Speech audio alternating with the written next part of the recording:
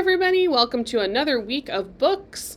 We are starting this week with The Wild Toboggan Ride by Suzan, Reid, and Eugenie Fernandes. I hope you like this one. It's a fun one for the winter time. So let's get into this and see what it's all about. I wonder what makes it so wild. The afternoon was crisp and quiet. Nikki pulled her long toboggan to the top of the hill where Grandpa Dan was standing, tapping his boot in the snow. "Come along," he frowned. "I'm chilled to the bone. Fiddlesticks to snow." "Please, Grandpa Dan, just one more ride," pleaded Nikki.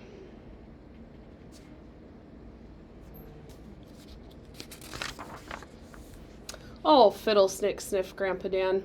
"Nasty weather. Will you push me, please?" Nikki begged. "Phooey, this is the last one then." Grandpa Dan leaned over to give Nikki a tiny push on her long toboggan.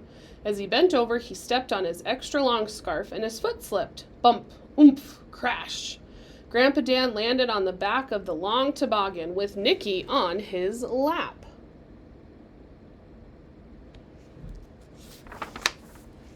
"Yahoo!" yelled Nikki. "Good grief," gasped Grandpa Dan. "How do you steer this thing?" Down the hill they went, gathering speed with Grandpa Dan's extra long scarf flapping in the wind. "Yahoo!"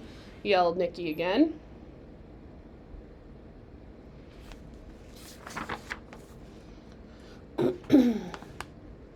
They reached the bottom of the hill and the toboggan swerved left. "Whoa," sputtered Grandpa Dan from behind his extra long scarf. "I can't see a thing." Bump, oomph, crash.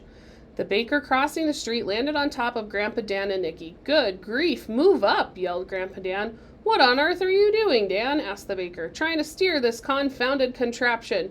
"Move your head, I can't see a thing." Along the street zoomed Grandpa Dan, Nikki, and the baker, all on the long toboggan.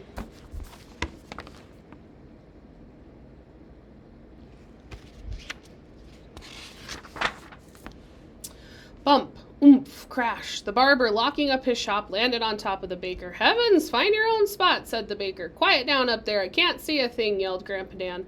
Along the street and into the park went Grandpa Dan, Nikki, the baker, and the barber, all on the long toboggan.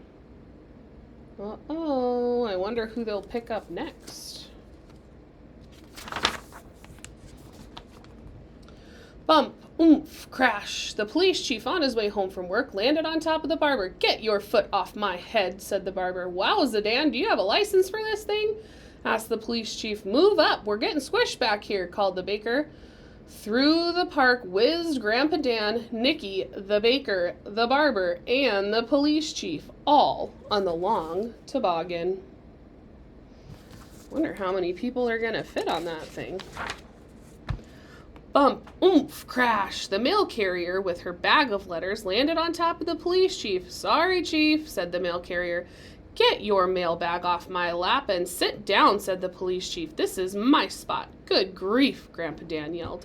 "With everybody dancing around up there, I can't see a thing." Out of the park and onto the frozen lake went Grandpa Dan, Nikki, the baker, the barber, the police chief, and the mail carrier, all on the long toboggan.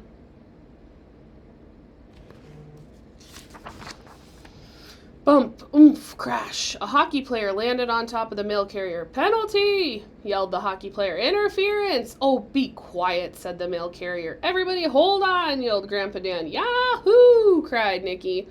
Over the ice and straight towards the snowbank went Grandpa Dan, Nikki, the baker, the barber, the police chief, the mail carrier, and the hockey player, all on the long toboggan.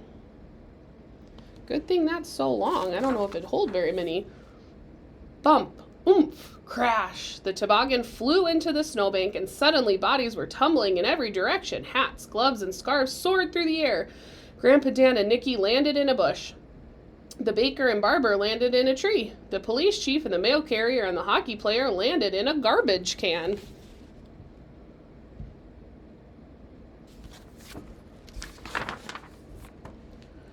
For a moment, nobody moved. Everything was quiet. Then Grandpa Dan and Nikki crawled out of the bushes. The baker and the barber climbed out of the tree. The police chief, the mail carrier, and the hockey player jumped out of the garbage can. Grandpa Dan grabbed the toboggan and began to run across the ice, his extra long scarf flapping behind him. The baker, the barber, the police chief, the mail carrier, And the hockey player looked at each other. Then they started running too. Wonder where they're going. Wait, Grandpa Dan, where are you going? Yelled Nicky. If we hurry, he called back, we can get in one more ride before dark. Grandpa Dan went from somebody who didn't like the snow and cold to going and doing something fun and loving it.